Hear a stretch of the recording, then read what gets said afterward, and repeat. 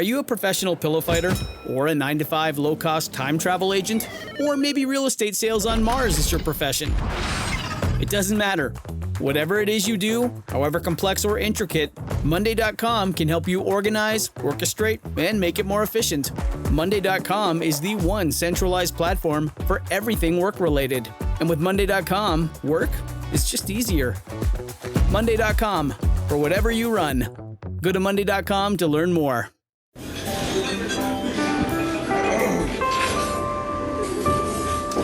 Well, I don't see the point in waiting any longer. So let's bring her out. The star attraction, the one you came to see. Ladies and gentlemen, the one, the only, Miss Judy Gold. There's a story, 1977, Steve Allen and David Brenner on, and you're waiting for John Belushi to show up. Oh, well. Yes. And Michael O'Donoghue. Yeah. So what happened was we were doing a show on comedy, and we had the guests who were booked were the guests you just mentioned, David Brenner, Steve Allen, Michael O'Donoghue. John Belushi was not booked on that show. Right. We had never tried to book John Belushi. He was at the zenith of his stardom on Saturday Night Live. It's 1977, right? The night before the show, I do this in my off-Broadway show, Confessions of a Talk Shows. I explain some of the ways you get great guests are not necessarily through booking them. Right. You meet them. I was at Studio 54. It's about 12:30, 1 o'clock in the morning, dancing with, I don't know, Lucy Arnaz, dancing around with somebody. And all of a sudden, I'm dancing with Belushi. He's dancing, John Belushi, Bill Boggs, and we're dancing. And he says, come on, tell me who's on the show tomorrow. See if you can remember. So I said, okay, we got Michael Donahue. And he goes, great, yeah. And we got David Brenner. David Brenner. We got Steve Allen. He stops dancing. You got Steve Allen? Yeah, I love Steve Allen. He's my hero. He's my comedy hero. I'll be watching. Quick thinking. Wait, you don't have to watch. Why don't you come and be on the show? So he takes out, great idea. He takes out this little stubby pencil. Here's my number. Call me tomorrow. What time are you on? 11:30. He says, call me at 9:30 and keep calling no matter what. And I take the number. So I waltz into the office the next day. Belushi's going to be on the show today. Oh, yeah. No, I met him. Another night at Studio 54. Well, no, he's going to be on. So 9:30, I call, ring, nothing. 9:45, ring, nothing. Oh, shit, man. Now, come on, Bill. He's not coming. Like 10:30. I'm almost 10:45. I'm ringing. I'm going to let this thing ring. Hello. John, it's Bill Boggs. Oh, fuck it. What? John, it's Bill. Fuck you. John, Steve Allen. Oh, all right. I'll be there. So about 20 minutes into the show, Belushi comes crawling across the floor like a lizard. Crawls up onto the set and slithers into a chair. And there's a little bit of tape on this on the Bill Boggs TV. He ended up pushing over a table, water flying in all directions. It was like hell's a poppin'. It was a great. I'm going to tell you something. I rarely have told this. And after it was over, he says to me, "What did you think of that?" I said, "That was great." He said, "You're going to remember this a long time." And here we are telling that. Oh, that's unbelievable. Yeah, he said, "You're going to remember this a long time." Ugh. Who was your guest when you fell asleep on your own show? I fell off my stool. I had been at Studio 54 almost like until 3:30 in the morning one night. I didn't do that every night, and it really would take a toll. You know, you had to then go rest. Even though you're young, it still takes a toll. So I guess I probably was out, until at least daylight, right? I get home, I get about 40 minutes sleep, Judy. And I have to get up and drag my ass into the studio. We're doing a 90-minute show, Modern Medical Advances. Shit. 90 minutes live. Segments like You and Your Spleen, Understanding Eczema, new pronouncements on podiatry, right? And I'm using all my strength, all I want, and I have a hangover. Right. There's like a 9 on the Keith Richards hangover scale. I am like, my head is like splitting. midway through the show, this dentist comes on, and Judy, I'm not going to do the whole bit. It's part of my bit that I do in Confessions of a Talk Show. But it was the way the guy was talking. I'll start it like this. I'm sitting there. Thank you for having me on your show, Bill. It's so wonderful to be with you and tell all of your wonderful, lovely viewers about frontiers of dentistry. And as this guy is talking, literally, I feel this warm, soupy feeling go over me. No way! Oh, no. And that's part of the story. I fell off my stool. The last words I remember were, he says that, last words I remember were dental implants. Oh, that's fucking hilarious. That happened. I'm picking all these people. David Bowie. Oh, well, yeah, David Bowie's a good story. Midday Live with Bill Boggs, one of the producers was like sort of afraid of rock stars. Right. I love music and I love rock music. So we had the David Bowie story. I got to bring in, okay. The David Bowie story also features Ruth Gordon and her husband, Garson Kanin, Right. actress and a writer. So we can't have Bowie on the show. He's going to go nuts. He's going to break up the set. I said, no, man. He's just on to promote an album. Oh, no. It was Elephant Man. He was on the Elephant Man. Oh, right. That's right. That'll be fine. No, I'm afraid of it. No. I said, calm down. So David Bowie comes on, and this guy is wearing a gray pinstripe suit, silk gray tie. He looks fabulous. He's every bit the gentleman. He's debonair. He's smoking a cigarette, talking, and he's wonderful. The next segment of the show, we have these octogenarians, Ruth Gordon and Garson Kanin, her husband, right? Now, you would figure they're safe guests. Right. They have just come from the Cirque restaurant. This is an afternoon celebrating her 80th birthday, and they are completely blotto drunk. They're like wrinkled bobblehead dolls. Oh, that's hilarious. I know. It's true. That's fucking. So you had the cops who were looking for the Son of Sam? Yeah, the Son of Sam was a serial killer in New York, and I don't know when, like 77? 77, yeah. So I have a whole bit in my act about, because his name was David Berkowitz, but he wasn't Jewish. So, and my mother, when they found him, and his name was David, my mother was fucking freaking out. Like, oh my God, this is the worst thing for the Jews. They hate us. They're going to hate us more. And then 2 nights later, we're eating dinner and she's in a really good mood. I said, what's up with your mood swing? She's like, David Berkowitz, the Son of Sam, adopted. And so, it's difficult to actually recall, how scared the city was. Oh, it was awful. Yeah. And I don't remember much about the interview, but we had the cops who captured him. And I guess it was like sort of like a forensic interview discussing, the leads, the clues, the notes that he left and things like that. He's still alive, right? He's still in prison. Yeah, he's still alive. Yeah. You interviewed Steve Rubell, who owned...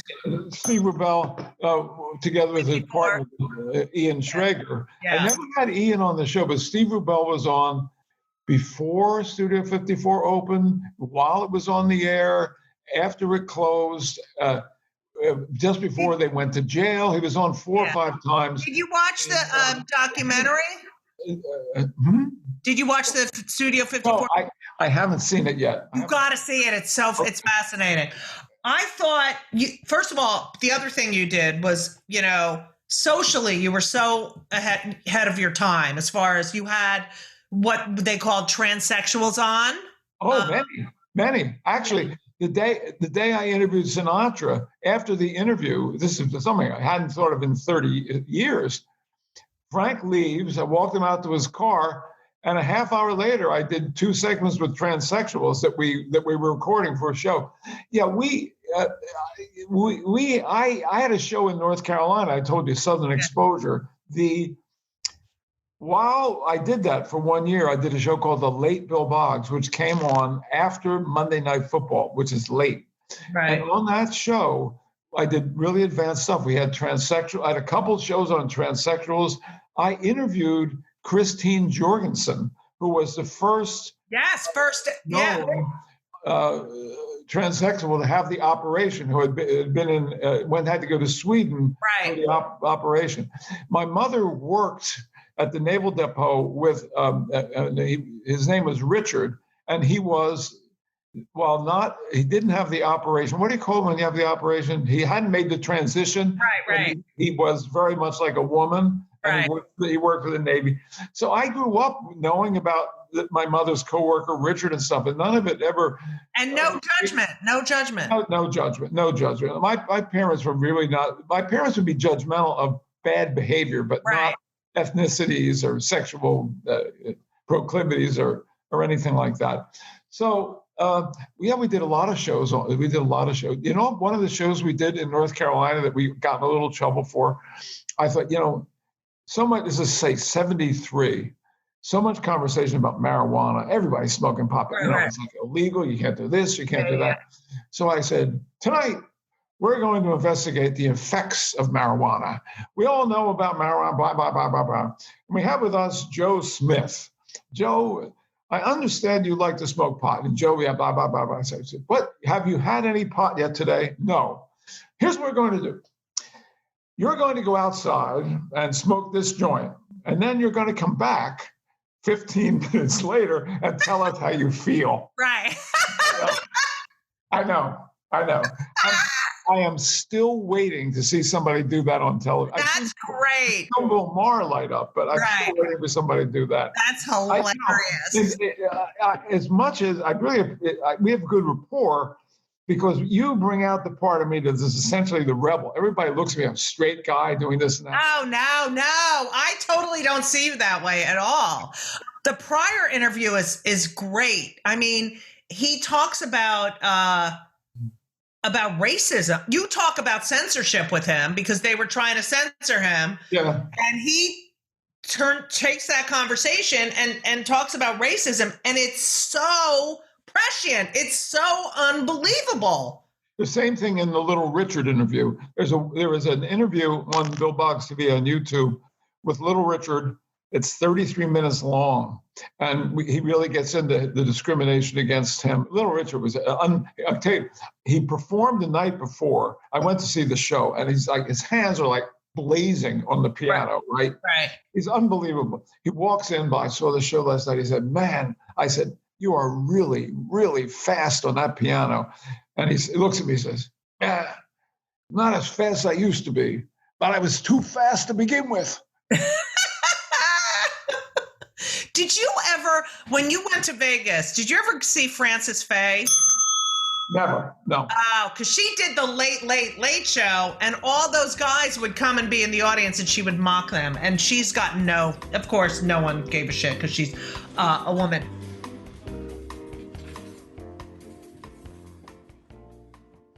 This episode is brought to you by Progressive Insurance. Do you ever think about switching insurance companies to see if you could save some cash? Progressive makes it easy to see if you could save when you bundle your home and auto policies. Try it at progressive.com. Progressive Casualty Insurance Company and Affiliates. Potential savings will vary. Not available in all states. This is my last question about Midday. Sure. Judith Campbell Exner, who... that's a good one. That is the best story, and you're such a loyal guy. Okay, go ahead. Well, let me begin by explaining, I think it was 77.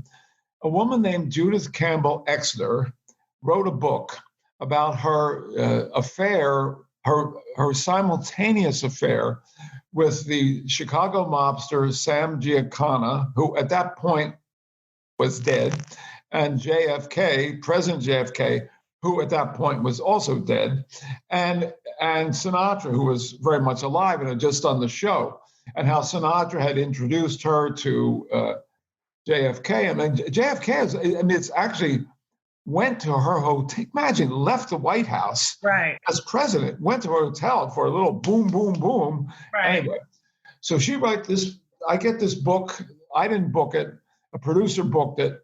And I take the thing home and I read it. I think, holy shit, this doesn't make Frank look good. Yeah. And how do I know that this is true? Right. Now, look, I'm going to say this. The years have proven this to be true. However, both guys are dead. And this could be like a National Enquirer story. But furthermore, I just had Frank on the show. Screw it. Why should I interview this woman? I'm not going to do it. So I go in the next day and I say, look, I'm not interviewing Judith Campbell-Eckner. She was only going to be on for like 10 minutes. We had a whole show. No, you got to do it nice. I simply am not going to do it. Cancel her. So they got all pissed off at me, and they had Mark Munsky, the news director, interview her for that segment. Then I came back on the show. It turns out that Kay Gardella, the television reporter for the New York Daily News, happened to be watching Midday that day and saw this and wrote it up in her column the next day. Bill Boggs refused to interview Judith Campbell-Eckner. Wouldn't you know that 3 days later at the Midday office, I get a letter from Frank Sinatra, and I have it framed with a picture. He said, I think you showed great class in not interviewing the hooker with a PR agent. It should be more catching. Thank you. Signed Francis Albert, which he only did. Wow. So look, the truth of the matter is what Judith Campbell-Eckner wrote was true. Right. I have no regrets about doing it. Right. And I think that the host of a show should not be forced to do something he doesn't want to do. Right. I did plenty of stuff I wasn't that interested in, but to be forced to do something and sit there you don't want to do. Right. No. All right. So I know that you interviewed Donald Trump. And you also, he's part of one of your books. I interviewed Trump for Got What It Takes. Right. But he's the only one of the 44 people who answered the questions by mail. So I never sat down and talked to him about that. But I've known him just standing around at parties, since 1975. Did you ever meet Jeffrey Epstein? No, my very good friend, Dr. Bob Levine, used to work out next to him at one of the clubs in New York. And I have no recollection of meeting Epstein. Okay. What a creep. What a fucking piece of shit. Thank God that, yeah. That's right, yeah. Too bad he wasn't adopted. All right, anyway. So I'm reading about you, and I'm reading, you produced Morton Downey Jr. show. And as I'm reading about Morton Downey Jr., I'm like, he is Trump. He's Trump. They're the same person. Yeah. I see you saying he's Trump. And I was like, I mean, he's a performance artist. It's all show. It's all for the show. And that's it. There's nothing to back. I mean, he was smart. Morton Downey Jr. is definitely smarter than fucking Donald Trump. But Morton Downey Jr. is very intelligent. But I'll give you my comparison when Trump was running in 2016, and Downey for a while lived at Trump Tower, and Trump really liked Downey because he liked being around hot people. Right. Morton Downey Jr. had the fastest rise and fall in the history of television. Right. But the similarity is that there are some similarities and some differences. But performance artists, Mort was a person. When I was interviewed, when he died, I said there's a line in a Chris Christopherson song, partly truth and partly fiction, taking every wrong direction on that lonely road back home. Morton Downey Jr. would make up stories and completely believe them and pass lie detector tests. And you would I'd sit there, he's taking a lie detector test. I know he's lying, and he passes a test. So I think O.J. Simpson did that. I think O.J. Simpson convinced himself that he didn't, have the murder. So I think that Donald Trump will say almost anything and then believe it. But there's an aspect. Trump is an exponent of the power of positive thinking. Right. And that I read an Atlantic magazine article about that, and that can account for his saying, in his head, there's no problem with the virus. Everything's because if you say it, you think is going to And happen. it manifest itself. Yeah. Exactly right. He's a fucking, I fucking hate him. I hate him. I fucking, but I Judy, mean, yeah. It's hard to say. I will say this. Unless the only thing you care about are Supreme Court appointees, and God bless the decision, and Gorsuch made. I know, right? Very good. No one in their right mind should be voting for this man. That's what I get. I can't talk to people. Like, you're my relative. Like, how? Why? I'm sorry. And fucking Kavanaugh, how dare you? You're 50 whatever years old and you don't vote for LGBTQ plus like rights. And that should have been what we're talking about. The Supreme Court decision last week should have been a unanimous decision. Right. How do you possibly define legality of sex discrimination without defining sex? Right. Period. I fucking hate him. Yeah. Well, listen, let me tell you something. We got to dance in the streets after this next election. This has to happen. There's no way he's going to win. Is he going to win? I feel that I'm not confident in Biden. Biden appears shaky. I feel that, but the soul of the country right rise up. That's what I think. Yeah. All right. Before we talk about the book. Okay.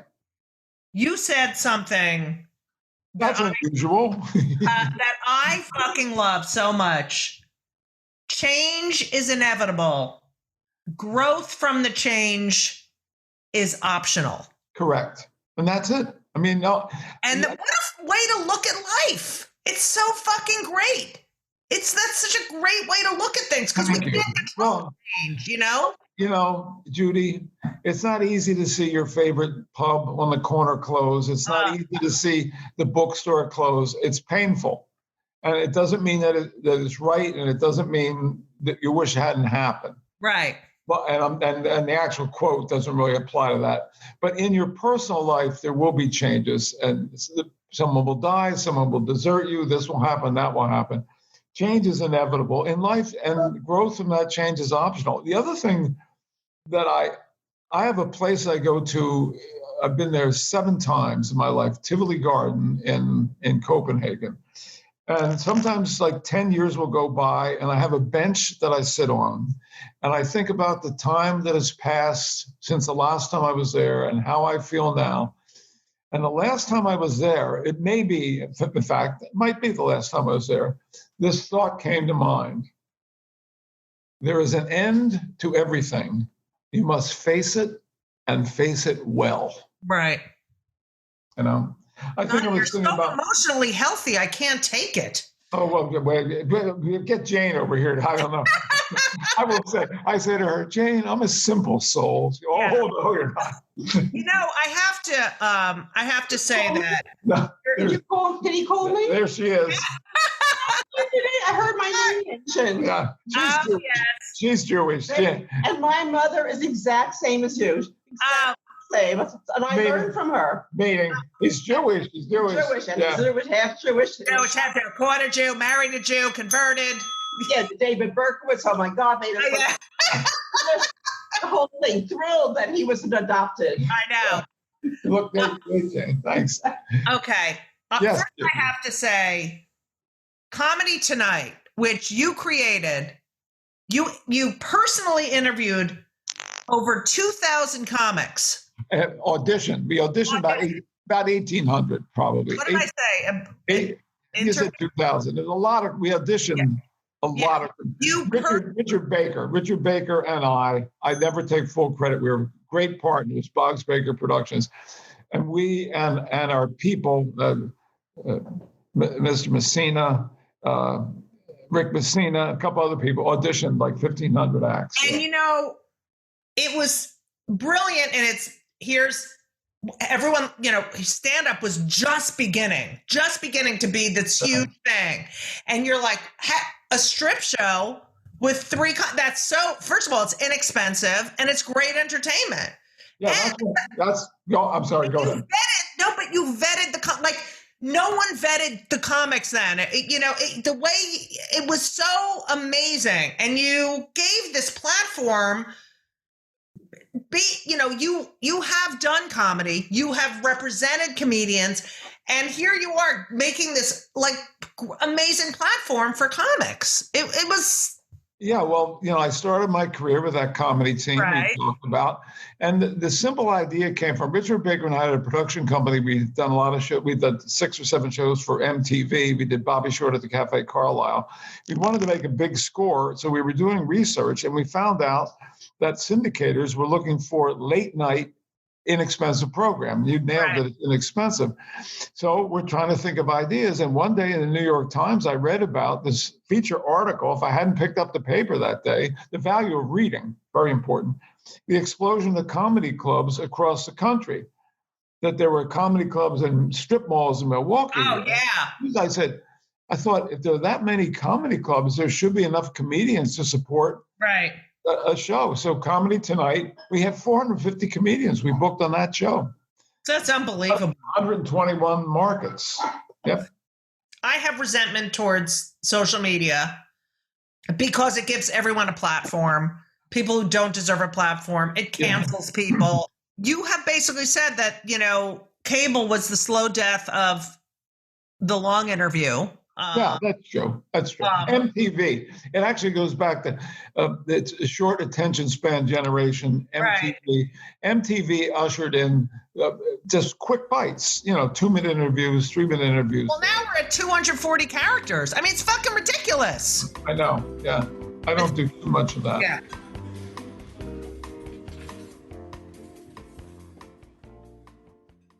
This week's episode of It's Judy Show with Judy Gold is sponsored by BetterHelp. And if you know me, which I think you do because you're listening to my podcast right now, you know that I am a big advocate for therapy. I think it benefits everyone. I think there's so many people who need it, who don't partake. It is so important for your emotional health and well-being.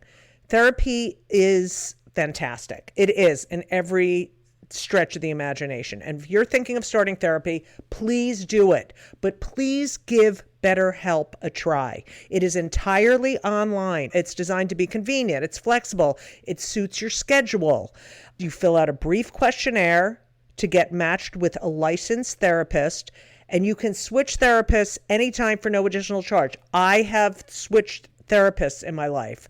I've had many, many therapists, and sometimes it's not a great fit for you, but don't give up. Therapy is beneficial. You can learn about yourself, you can process, and just be emotionally healthy. I'm telling you, do it. BetterHelp is great because, when I used to schlep to my therapist's office, it was so annoying. You have to do it, and you sit there and you wait, and then I'm telling you, doing it online is fantastic. And BetterHelp is amazing. I know a lot of people who've used it. So if you're thinking about therapy, go to BetterHelp.com.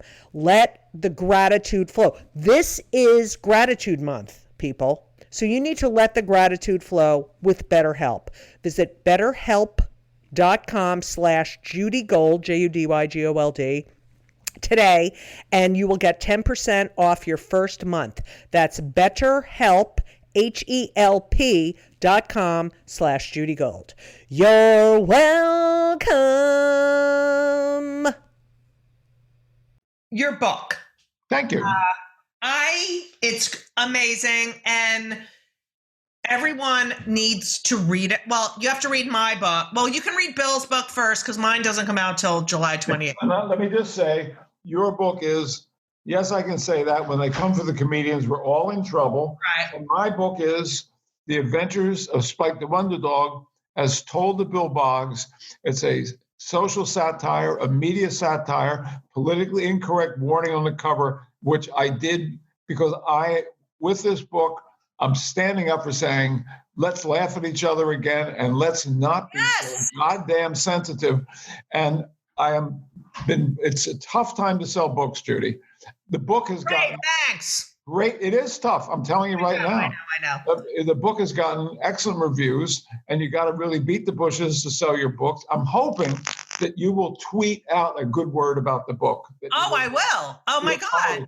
But really, it follows the arc of my career, and it's narrated by a dog. In a way, it's like I was a ventriloquist writing this dog. The voice of the dog came through me, meaning that I was writing in a comedic voice that I had never did on radio, never did on television, never did on stage. It was a new voice, and that's, as a fiction writer, something that happens when you're But writing. I feel like when you animate something or you delegate something to a character, you have more freedom as far, Penn Jillette said, if I got on a stage and started telling people what I really think about them and life and stuff like that, people would be so pissed off they'd leave. However, if I have a ventriloquist dummy with me and the dummy is being me, in a way, that's what happened with Spike, who narrates the story.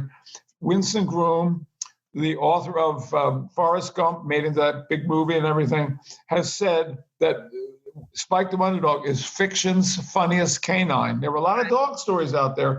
This is the first one with a really funny dog, Right. And it's in the genre Family Guy. Right.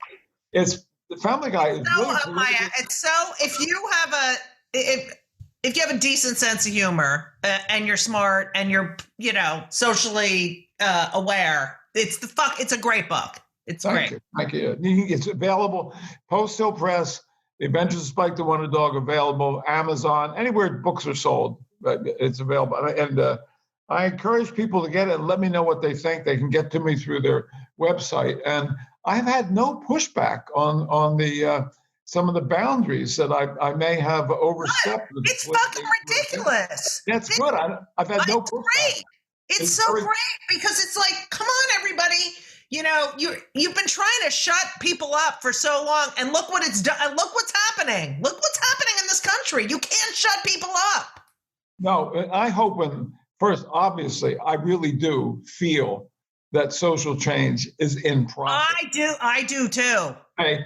And with the pandemic, I hope that when we get through the pandemic and we've really dealt with something that has really been horrible, that we can not maybe take ourselves so seriously. I can't take it. What the fuck? I know. You were talking about, all these shows that your friends had written on. Those shows would never get on network TV today, ever.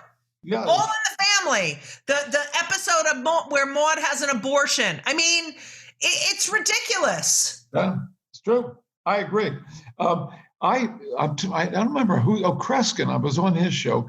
He said that some comedians have to submit a script in order to appear on a college campus. That's a new one. I told you that, I think. No, well, Kreskin said the same thing. We and I were talking about comedians who are not working on college campuses. Maybe but yes, some now they either tell them what they can and cannot say, or if they ask a script. Fuck you. Who the fuck are you to tell me what I can and what makes you the arbiter of what's correct? Fuck you. I cannot. It's driving me crazy. Anyway. Yeah, I am standing up for that with my book. I really am. I'm standing up for it. Period. It is. It's great. Now, before we hang up, I always ask my guests two questions. Okay. Because we are pro mental health. So, and I suffer from anxiety and depression. I'm typical comedian bullshit, but I've had a bad depression. I mean, I'm on meds, and so we try to promote mental health because we want to break the stigma. What do you do to keep yourself mentally healthy? I mean, by the way, you're like a philosopher. So I'm really not. Well, I said you are. Okay. I think. Have you ever taken antidepressants? I always have with me a lorazepam. Me too. I always have it with me, right? Because if I have high anxiety about something, which happened to me yesterday, in anticipation of this, of course. I can control. Yeah, I've been very nervous here. Very nervous. More pills. I can control the anxiety. However, what I do for the most part is I try to get a decent amount of exercise, Judy. Same. I swim 4 or 5 days a week. And, when you're swimming it's like 40 minutes, your mind is going to places. And I don't find myself thinking unhealthy thoughts. A. B, I am blessed to have a really wonderful relationship, a really peaceful relationship. I live with Jane Rothschild, known as Lady Jane to a lot of people on the internet. And she is a very cool, calm, healthy person. So I think an aspect of mental health are the people around you. Right. Not just you, it's all is within, like Ram Dass said, all is within, right? So, but my answer would basically be, I can calm myself down through breathing. Yep. I suffer the same thing. I still have insecurities. I still have, I get pissed off. I feel like I'm getting left out. I get pissed off. Why didn't the publishing do this? Why didn't they do that? I do the same thing because I feel like it's your fucking job. Like, how can you, That doesn't make me happy. But I think if I had to answer it, breathing is crucial. Yes. Breathe, but you got to really, if you're really getting upset, lie down and breathe. Right. And focus on your breath. Yeah. Yeah. Follow the breath in slowly, out and out slowly. And that's like almost a no-brainer, but it's true. It's true. How long have you been with Jane? Jane and I have been together 10 years. And that was number 4, right? She's number 4? Well, we're not married.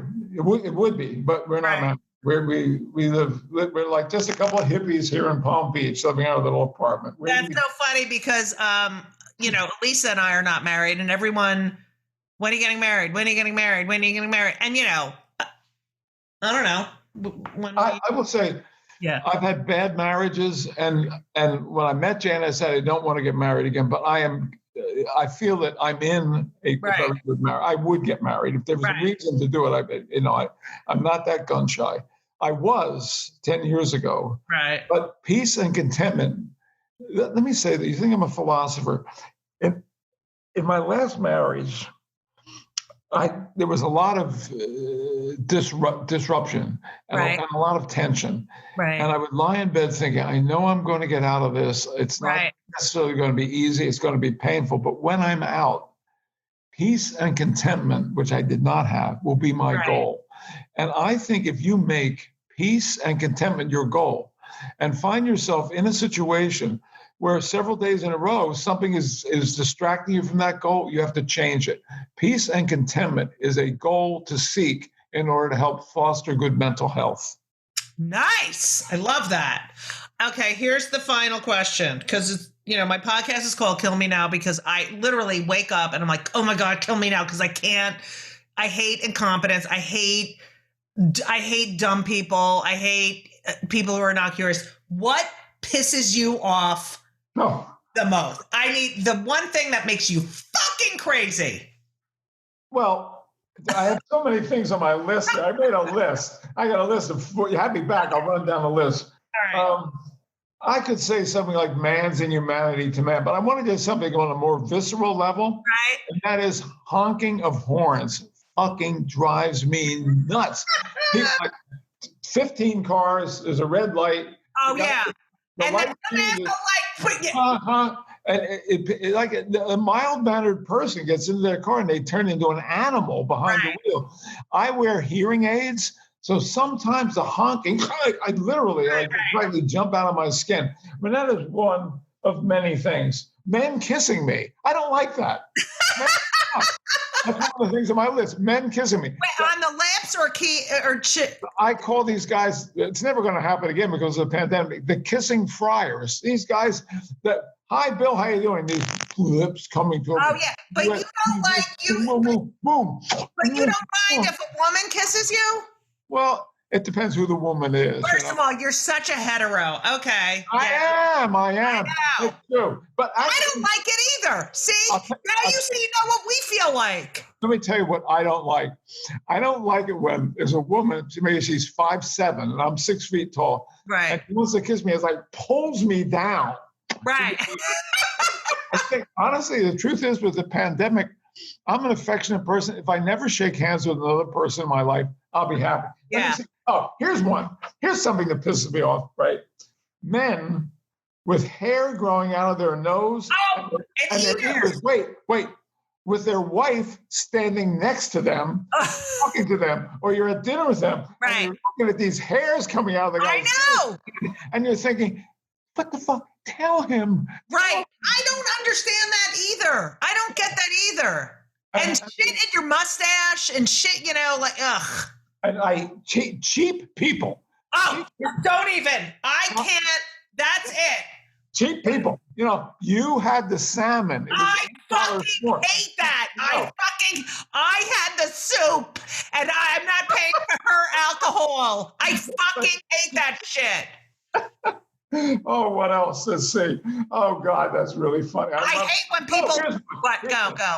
In LA, it's mostly in LA, you go out to dinner with people and you're in restaurants, men, really well-dressed women, that doesn't annoy me, I like that, and men in Hawaiian shirts. Hawaiian shirts. You're in like the polo lounge. Right. Dressed like in a beautiful cocktail dress. The guy looks like he should be on the beach. Right. And they think that's dressed up. They think that's like that. That's their, what's sad? That's their good Hawaiian shirt. That's their like. That's terrific. Oh my! And then I must say this. This is something about women here, right? Yeah. Shrieking and oh my God, shriek. Now, can I read you something? Yes. All right. I had this out because I thought this is from the book. Okay. Right? They're on the street. This is Spike saying, we're having a lovely stroll, and I notice 2 Park Avenue women doing something I see all too frequently. I call these the oh my God women, right? A lady walking by is surprised as she sees another lady she thinks she knows. Eileen, oh my God, she calls out. Real loud. Is that you? Sharon, oh my God, Sharon. Eileen yells back at her. They walk toward each other. Then it happens. They go through this odd greeting ritual. You think it's weird that sometimes dogs smell each other's ass when they meet? What about this? First, Eileen and Sharon wave and yell more, oh my gods, as they approach each other. Once close, they momentarily stop shrieking, oh my God, rear back with their mouths wide open, their hands fly up by their heads, making them look like they're frozen people of Pompeii. Then over and over, it's, oh my God, Eileen, oh my God, Sharon, how are you? This is followed by, we have to get together. Oh my God, yes, we have to get together. They're already together, standing there. This is where I get confused. Yes, we'll get together. I'll call you, Eileen. Yes, call. We'll make plans. Oh my God, this was great, Sarah says. How come they didn't make plans when they were together? They walk off in different directions, each looking kind of happy they hadn't wasted any more time. Oh my God, and the other. I love that. That's from the Adventures of Spike the Wonder Dog. Yep. Yes. That's Spike's voice. So you're fucking great. I love you. Thank you for doing this. Thank you. Oh, such a pleasure. Did you just get on Twitter?